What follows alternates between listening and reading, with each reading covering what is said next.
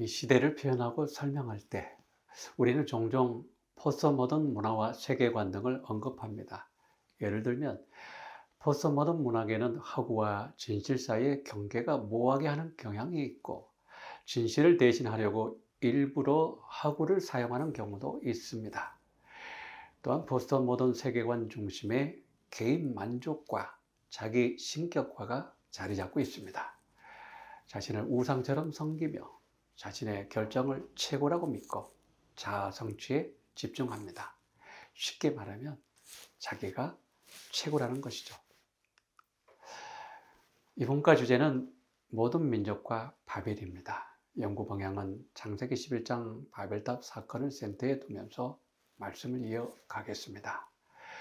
바벨 정신과 그 당대의 사람들이 보인 라이프 스타일이 오늘날 세상과 너무 흡사하다는 사실에 놀랄 것입니다.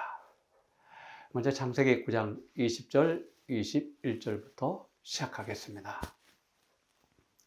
노아가 농업을 시작하여 포도나무를 심었더니 포도주를 마시고 취하여 그 장막 안에서 벌거벗은지라. 여러분, 이 구절은 누구에 관해 이야기하고 있나요? 노아라고요? 믿을 수 있나요? 정말로 방주를 만들고 그 방주에서 나온 그 노아가 맞습니까? 아무래도 이상하지 않나요? 뭐가 잘못되었길래 이런 모습으로 이곳에 불쑥 나타난 거죠? 노아가 변해도 너무 심하게 변한 건 아닙니까? 조금 의아하겠지만 사실은 인류 타락 이후 줄곧 인간은 실패의 역사를 반복하고 있었습니다. 노아도 예외는 아니었죠. 창세기 3장과 9장에서 그 사실을 확인해 보겠습니다. 창세기 3장 아담이 에덴 동산에서 죄를 지은 것처럼 창세기 9장에 등장한 노아는 포도원에서 죄를 지었습니다. 아담이 선악과를 먹었듯이 노아도 포도 열매인 포도주를 마셨습니다. 아담이 벗음에 대한 수치를 느꼈고 노아는 취하여 벌거벗었습니다. 하나님께서 아담의 수치와 죄책감을 덮어주었듯이 이번에는 아들들이 아버지의 수치를 덮어줍니다. 그리고 아담의 죄가 후손에게 저주를 남겼듯이 9장에 나타난 죄가 함과 가나안에게 저주를 불러왔습니다. 이 외에도 역사가 흘러가면서 인류의 후손들은 계속 방황하고 갈등이 끊이지 않았습니다. 그 이유는 죄된 본성과 더불어서 후세대가 대체로 조상들의 유전과 잘못된 발자취를 따라가면서 죄를 범했기 때문이죠. 다시 노아를 좀 생각해 보도록 하겠는데요. 120년 동안 수많은 유혹과 사단의 기만 그리고 악인들의 반대에도 끄덕없었던 노아가 어쩌다 한순간에 무너졌을까요? 한순간. 방심하면 생애도 망칠 수 있고 여태껏 쌓아온 좋은 평판도 날려버릴 수 있다는 교훈을 우리가 이곳에서 얻게 됩니다.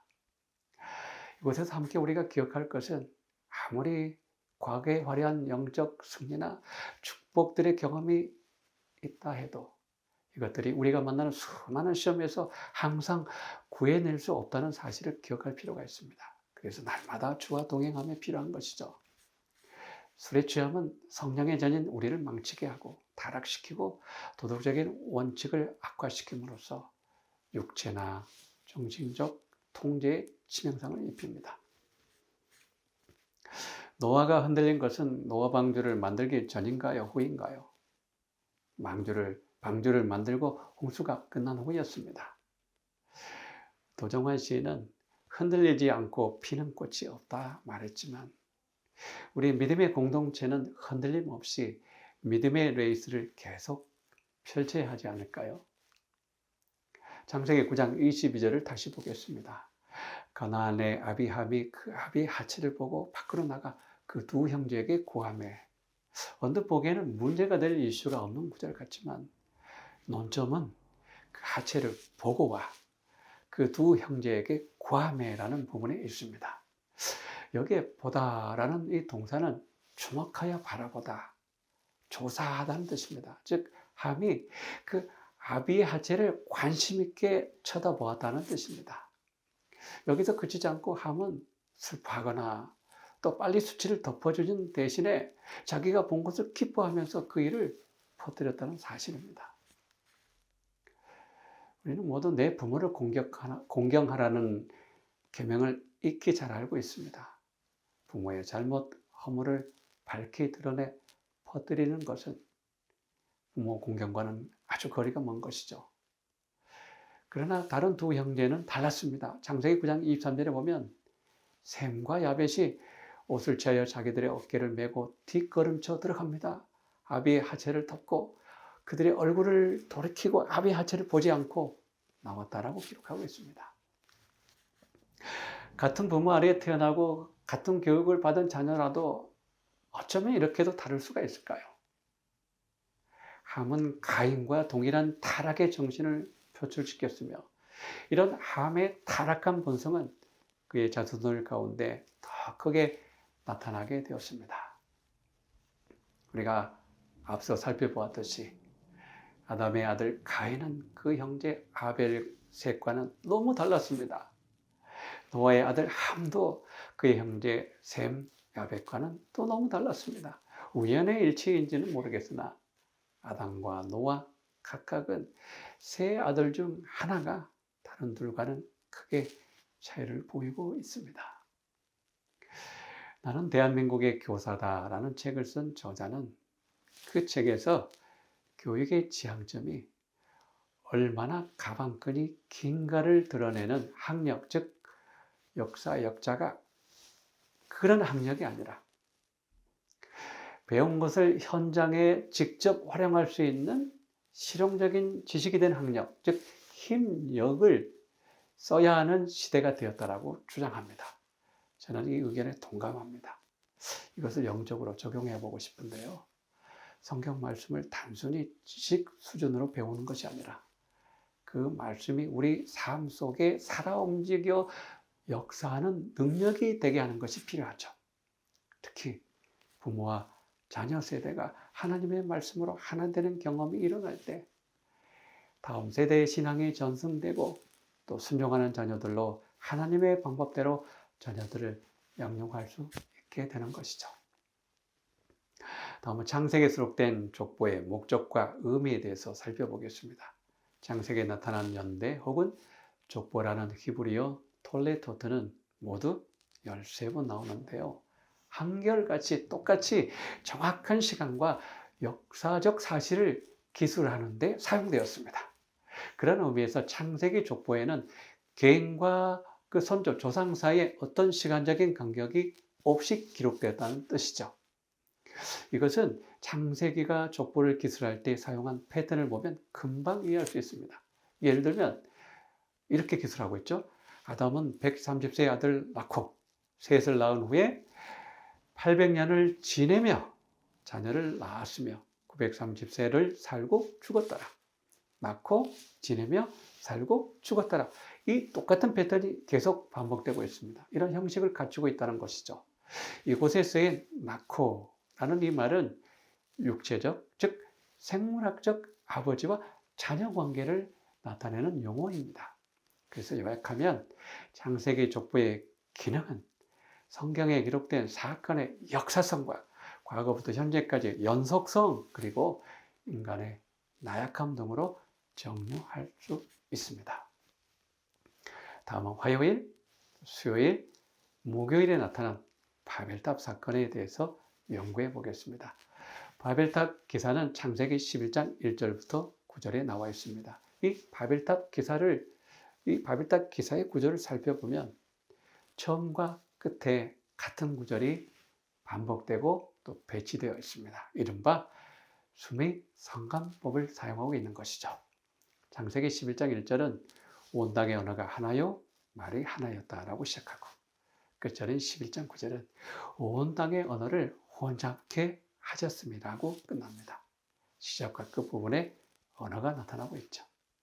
또한 창세기 1장부터 11장 9절을 자세히 분석해 보면 창세기 1장 시작 부분에는 혼돈으로 시작하더니 똑같이 창세기 11장 바벨탑 사건 끝부분에 역시 혼돈으로 끝납니다.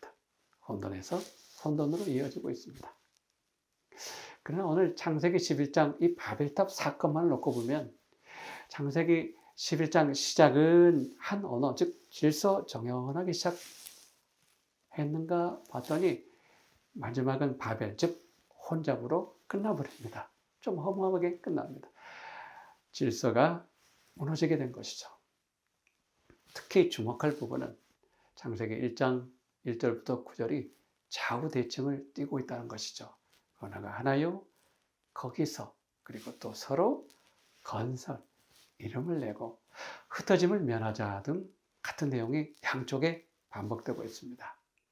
이런 좌우 대칭 구조가 말하려는 의도는 분명하죠. 첫째는 그것이 바벨탑을 쌓는 일에 많은 사람들이 같은 의견을 보였다는 것이고요.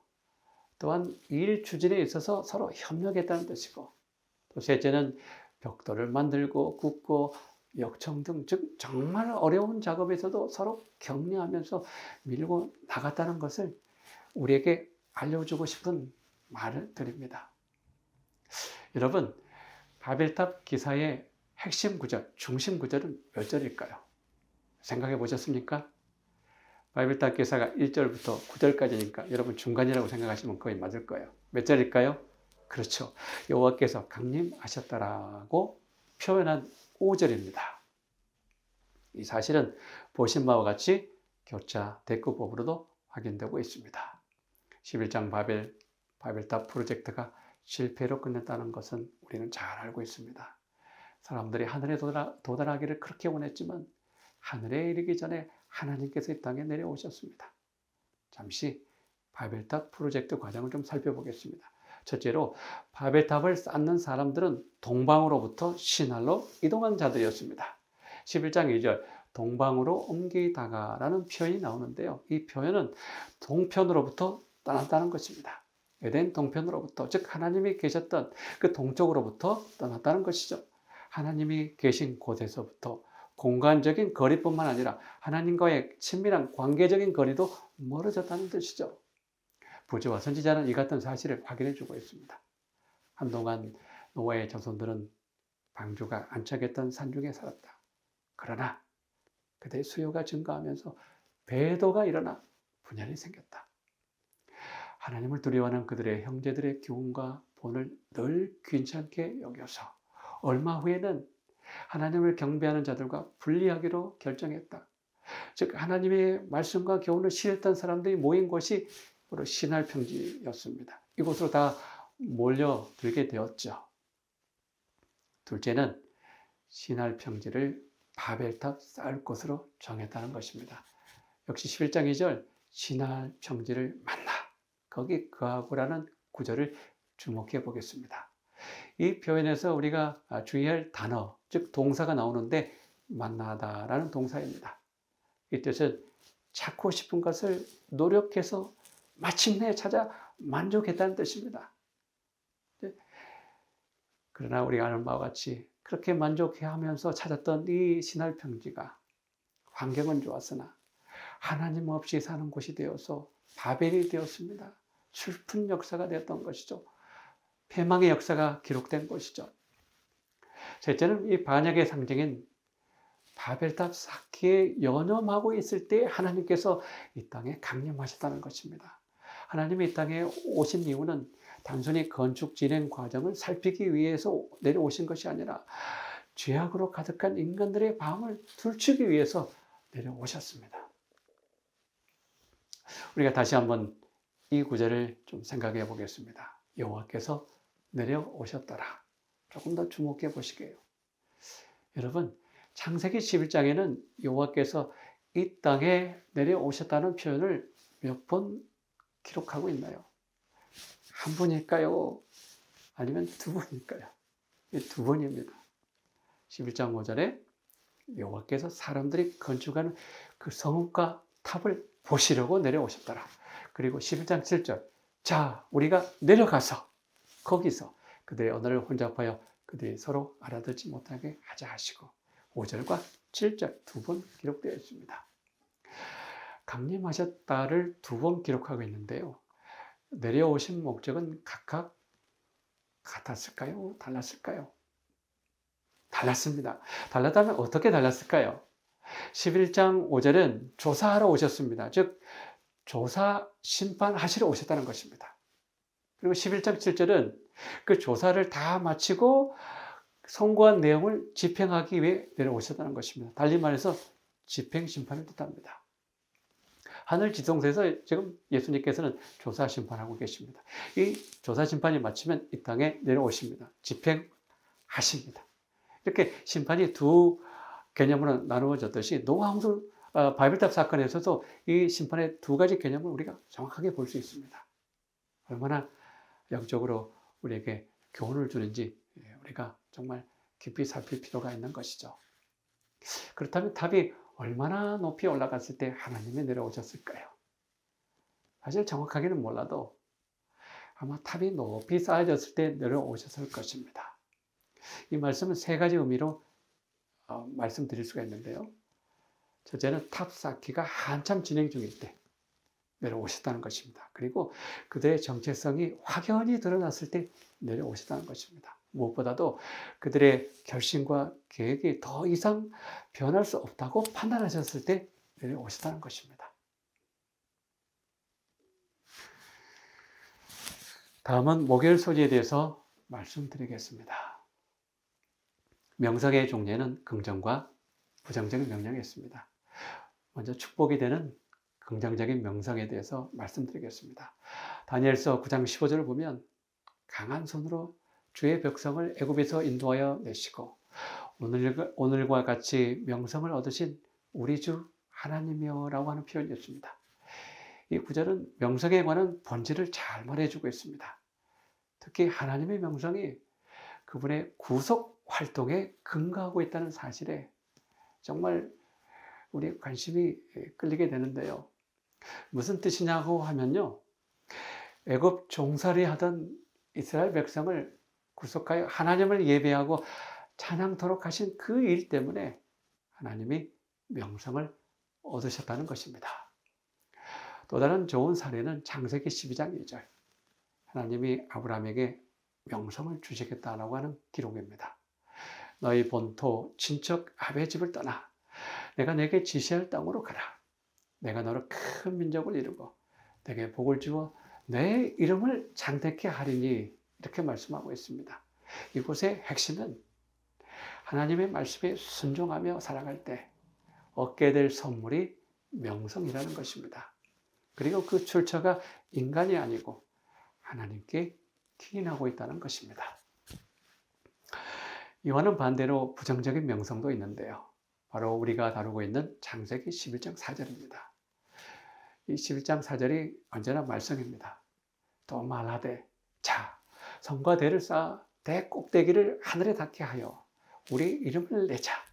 그리고 온 지면에 흩어짐을 면하자고 하였습니다.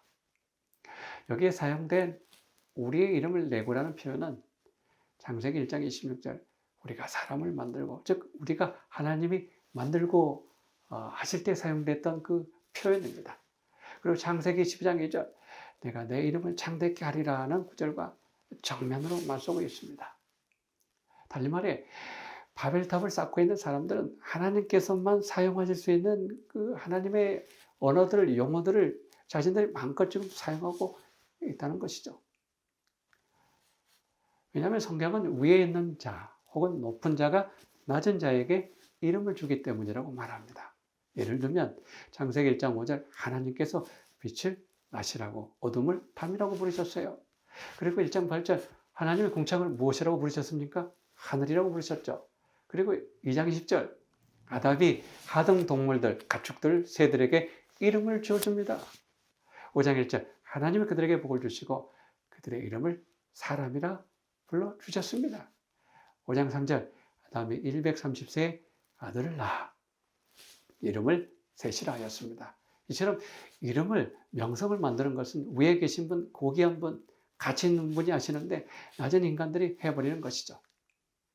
이제 이번과를 정리해 보도록 하겠습니다. 바벨 사람들은 자치권, 자율권을 얻기를 원했습니다. 하나님 없이 살기를 원했습니다. 그래서 바벨탑을 쌓았습니다. 자신들만을 위한 도시를, 성읍을 만들기 원했던 것이죠. 탑의 방향이 하늘로 향한 것을 보아 하나님처럼 되고 싶었던 것입니다. 교만이었습니다. 바벨탑을 쌓았던 이유는 자신들의 이름을 내고 땅에 충만하라는 하나님의 명령을 거역하기 위해서였습니다. 그러나 이런 거역에도 반역에도 불구하고 하나님은 죄인들을 사랑하셨습니다.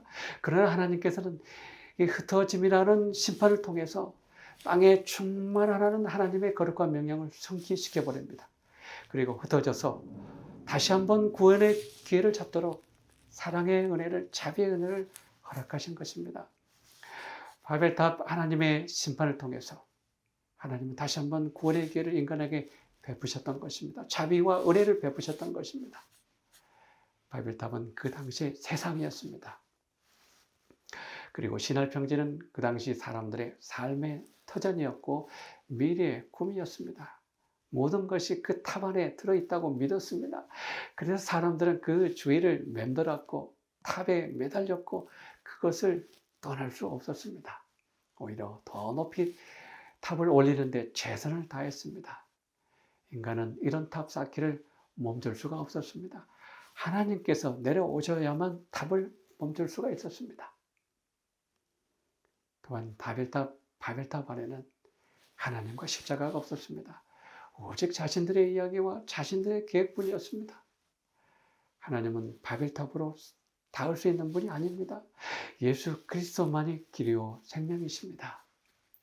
요한계시록 14장과 18장은 바벨론이 무너지기 전에 그곳에서 도망치라고 말합니다.